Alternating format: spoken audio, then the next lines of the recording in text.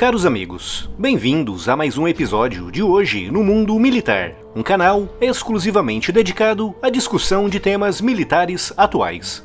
Neste vídeo falaremos sobre as duas interceptações de bombardeiros e caças russos realizadas por caças F-22 no Alasca, eventos que só servem para aumentar ainda mais as tensões entre ambos os países.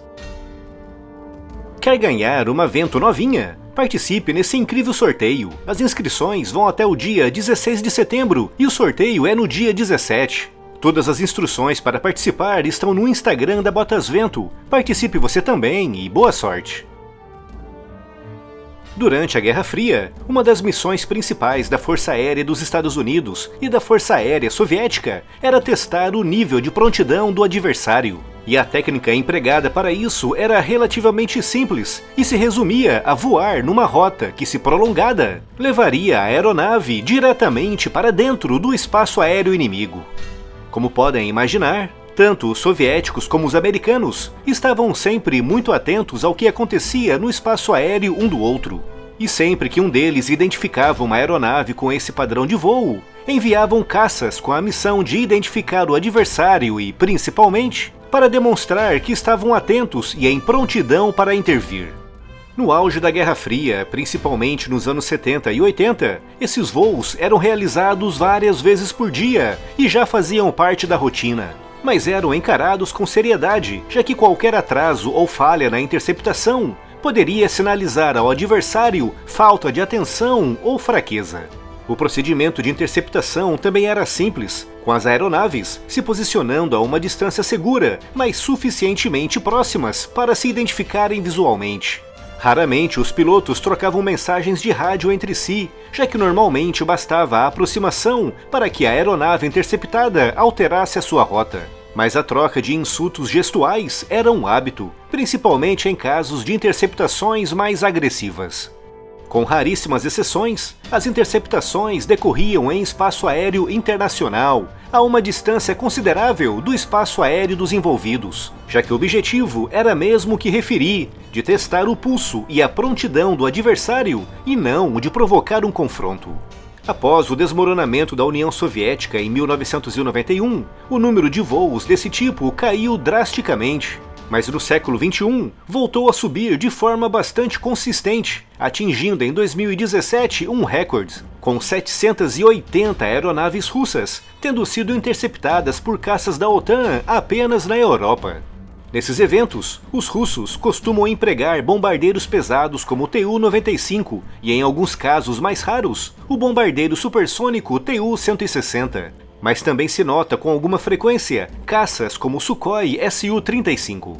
Normalmente, os russos costumam realizar voos desse tipo na Europa, principalmente no Mar Báltico, uma região que já foi domínio soviético e que nesse momento está vinculada à OTAN, que assumiu para si a responsabilidade pela sua segurança aérea, com os países membros da aliança se revezando nessa missão. Mas o Reino Unido também costuma receber muitas visitas desse gênero. É relativamente raro que aviões russos se aproximem do espaço aéreo dos Estados Unidos, e é por isso que o mês de setembro vem sendo visto como um mês estranho, já que em duas ocasiões, aviões russos tiveram que ser interceptados na região do Alasca. Mas foi a interceptação do dia 11 de setembro que causou maior estranheza, pois envolveu 2 bombardeiros Tu-95 escoltados por 2 caças Su-35, aproximando-se bastante do espaço aéreo do Alasca. A primeira vez que isso aconteceu em mais de 2 anos e meio. Essa formação entrou na chamada Zona de Identificação de Defesa Aérea do Alasca, uma área de espaço aéreo internacional de livre trânsito, ou seja, qualquer avião, civil ou militar, pode sobrevoar essa região, mas por se tratar de uma área estratégica importante, esses sobrevoos costumam ser verificados de perto, que foi o que fizeram 2 caças F-22 pertencentes ao 90º Esquadrão de Caças, sediado no Alasca. Esse esquadrão, fundado em 1917, é equipado com 40 caças F-22 que estão constantemente de prontidão.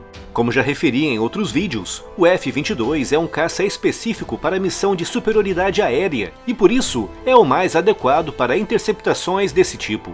E assim como aconteceu das outras vezes, as aeronaves se identificaram visualmente, com os russos se afastando da zona alguns minutos depois. Para o NORAD, o Comando de Defesa Aeroespacial responsável pela defesa do espaço aéreo dos Estados Unidos e do Canadá, essas duas interceptações parecem não ter relação direta com o Vostok 2018, o maior exercício militar da Rússia desde os tempos da Guerra Fria. Um exercício que envolve o impressionante número de mais de 300 mil soldados. No entanto, algumas fontes no Pentágono acham no mínimo estranho esse aumento de atividade coincidir justamente com esse exercício. De todas as formas, apesar de não representarem propriamente uma ameaça, essas visitas indesejadas não ajudam a diminuir o clima de tensão no mundo. Se você procura aquele presente legal ou se é um grande entusiasta do mundo militar, encontrará na loja do canal produtos muito interessantes. Camisetas, pôsteres, bonés, canecas e também miniaturas incríveis. Aproveite as promoções e, de quebra, você ainda estará apoiando diretamente o projeto do Hoje no Mundo Militar.